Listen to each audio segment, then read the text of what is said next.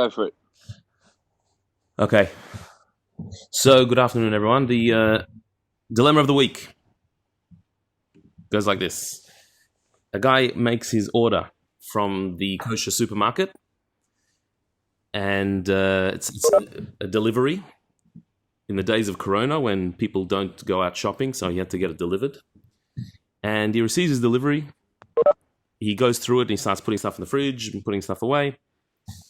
And he notices that there's a double, that he'd ordered a certain amount of meat from the grocery, and quite a large amount, but he'd been given double.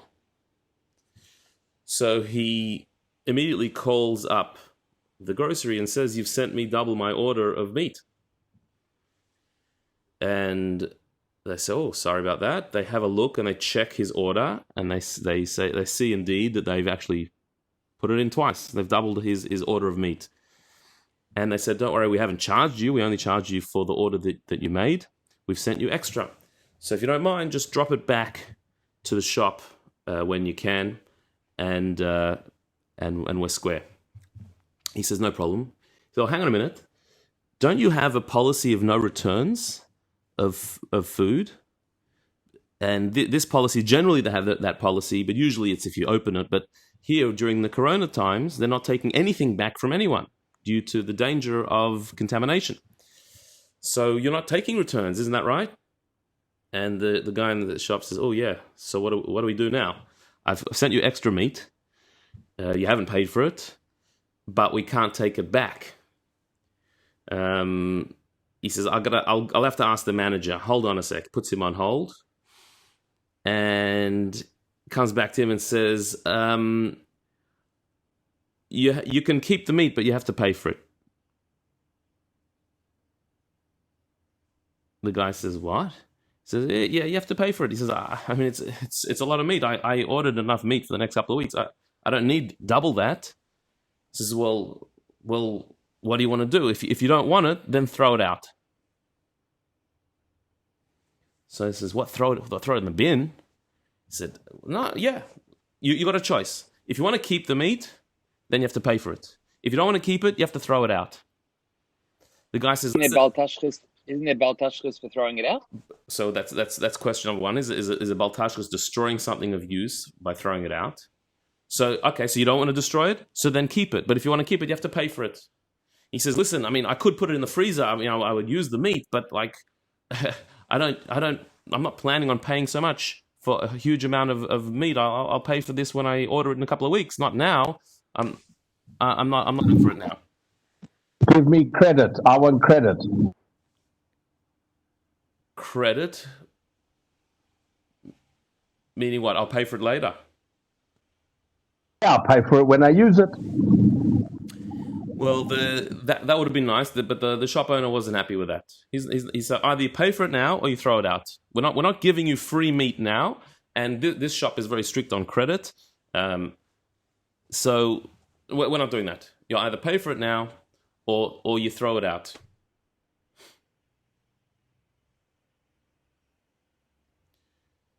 So what's right? On the one hand, the shop owner is saying, this is our meat. You've got extra meat, so you have to pay for it.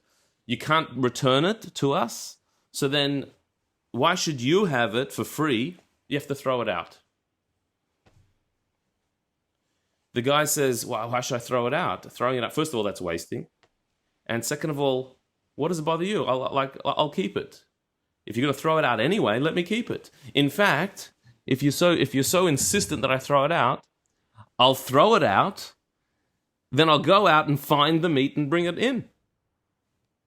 I'll chuck it out, make it hefker, ownerless on the street, and then a minute later I'll say, 'Oh, look at this meat,' and I'll bring it in." What do you? Was the shopkeeper saying, "Throw it out and I won't charge you for that meat," or "Throw it out and I'll still charge you for No. the meat"? I won't charge you. I sent you this meat by accident, but I can't take it back, because if you brought it back to me, what would I have to do? I'd have to throw it out because it's contaminated. It's been out of the shop. The regulations are you cannot take food that has gone out into the public back into the shop. So I'm going to have to throw it out if you return it to me. So you throw it out for me. And the guy says, I'll tell you, instead of throwing it out for me, I'll put it in my freezer for you. Well, then you have to pay. If you're going to keep it, you have to pay. If you throw it out, which is what I would do, in normal circumstances, you return it to the shop. In this case, if you did that, I'd have to throw it out, says the shop owner. So do me a favor and throw it out for me. And the guy says, why should I do that? I'll keep it. Can you throw it out into your mouth? You'd have to first, well, if he's saying throw it out, you have to throw it out. Throw it out means that it's ownerless. Anyone could take it. It's garbage. And then if you take it back. Seems ridiculous what he's asking. But does he have a claim to say, if you're going to enjoy my meat, you have to pay for it? Does he have a claim for that? Does the same rule apply for non-food items? Let's say. Why not? If for whatever reason you can't return it, so yeah, you have to pay for it surely. So this is the shop owner saying. He's saying, if you're enjoying this meat, you have to pay for it. He's saying, why should I do that? I didn't order it, but I'm not going to throw it out. So there's a principle in Jewish law called Ze nena v'ze lo chaser. This one enjoys and the other one loses nothing. It's based on a fascinating Mishnah in Pirkei Avot, in the Ethics of Our Fathers, where it says there's 4 types of people. It's in chapter 5 of Pirkei Avot. I'm going to say it in different order to how it's written there, but it says there are 4 types of people. There's a person that says what's mine is mine, and what's yours is mine. That's a wicked person. What's mine is mine, and what's yours is mine. That's a wicked person. What's yours is yours, and what's mine is yours. That's a righteous person. What's mine is yours, and what's yours is mine. That's just silly. And someone who says what's mine is mine and what's yours is yours, what type of person is that? So the Mishnah says that's an average person, or some people say that's a sodomite, a person from Sodom. Sodom is the biblical city of very wicked people who were destroyed by a terrible disaster. They were destroyed because of their selfishness. That if you say what's mine is mine and what's yours is yours, most of us say, well, isn't that normal? What's mine is mine, what's yours is yours. No. If you are not willing to give anything of yours, if you're so clear-cut and divisive about ownership, what's mine is mine and what yours is yours, that actually leads to real cruelty and evil. An example of that is, if somebody else can enjoy my property, something of mine, and I lose nothing, and yet I insist on being paid for it. The Talmud gives an example of this, that if I own a property, if I own a place, an apartment, a house, but the house is abandoned, no one's living there, no one's in it, and I'm not looking to rent it out. I happen to own this property, but no one lives there, and I'm not looking to rent it out. And somebody sees this empty space and just moves in and lives there. So the question the Talmud asks is, can I demand rent from somebody who's living in my property who I didn't invite there? Fascinatingly, it's debated in the Talmud, but the halacha is that after the fact, you cannot demand a person pay rent when you are not looking to rent out that place. The person is benefiting and you are not losing. And when somebody else benefits without you losing, you have to allow that. You can't get paid for that. Now, it doesn't mean you have to let people do that. You can lock up your property. You don't have to let people go into there. But if they do and they spend a night or a week or a month there, you can't charge them after the fact because you are losing nothing. Now, of course, that's also assuming they're not damaging anything and they're not affecting your property in any way. So in such a case, you actually cannot demand payment.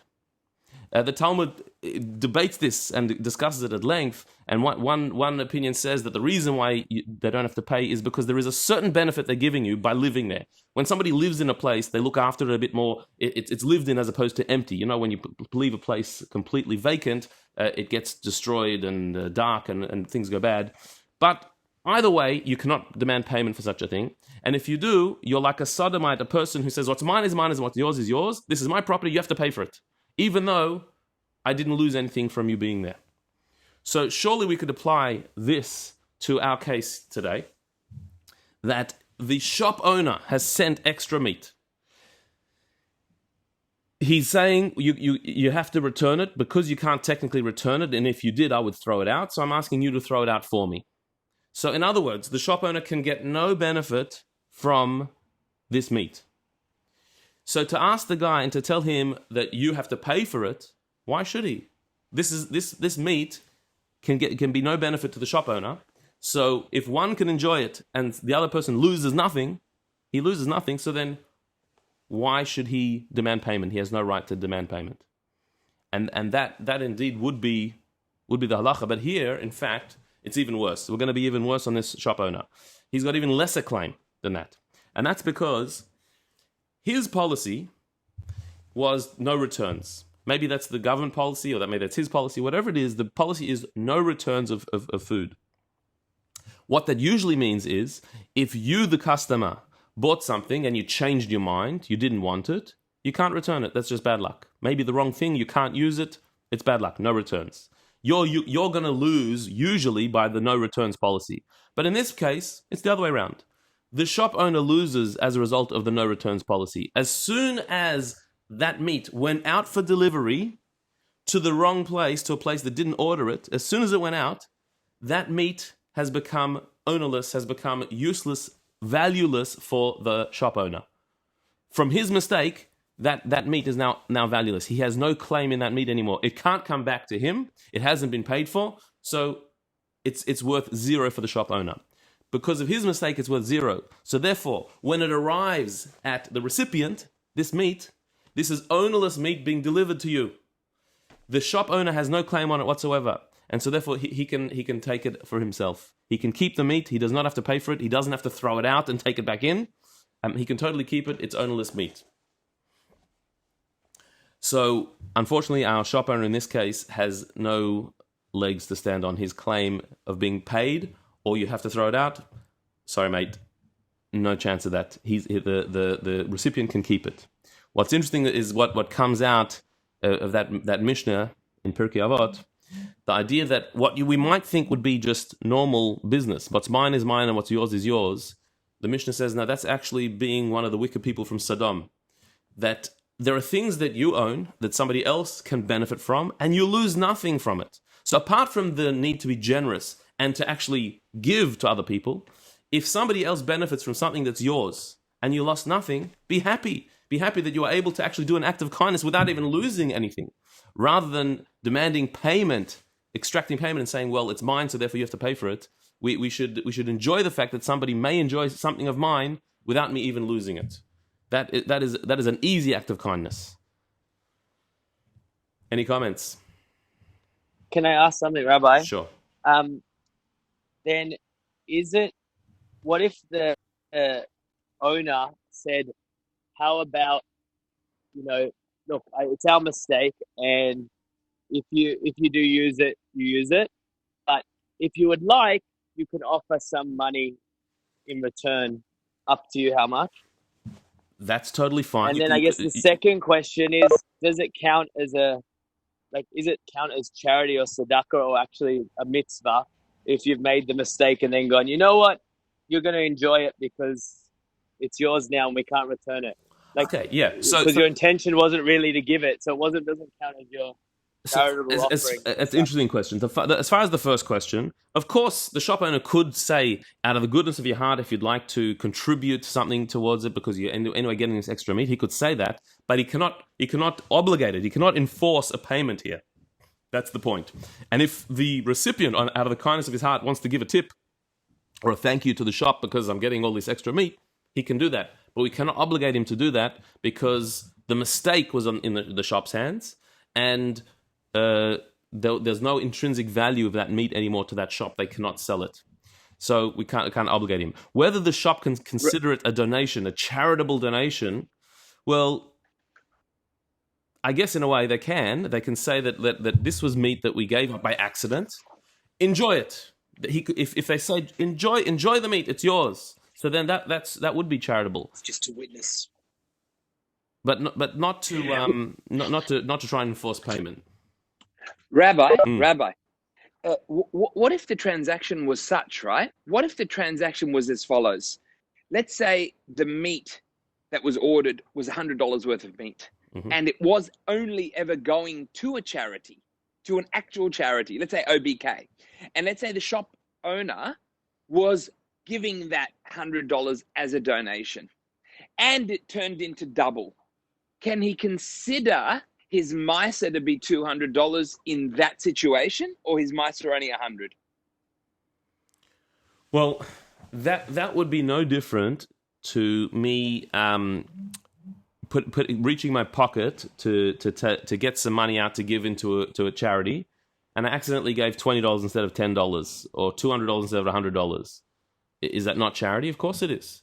The fact that it was given by accident, that doesn't change the fact that I've given charity, and that amount counts. So even though it was inadvertent, but it's but the extra 100 is ownerless, no? The extra 100 that he sent by accident. Well, the Gemara says that if I'm walking down the street and money falls out of my pocket, and a poor person picks it up, it's a mitzvah for me. I've helped a poor person, even though it's completely without my awareness.